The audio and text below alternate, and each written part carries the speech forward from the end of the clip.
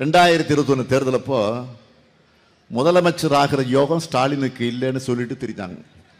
சொன்னாங்கல்ல, கட்டம் சரியில்லை சொன்னாங்கல்ல. யோகத்தினமே சும்மா இருப்பவனா இந்த ஸ்டாலின்?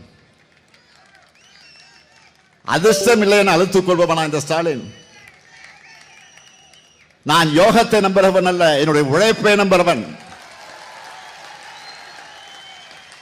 தலைவர் கலைஞரிடம் உழைப்பை கற்றுக்கொண்ட மாணவன் நான்.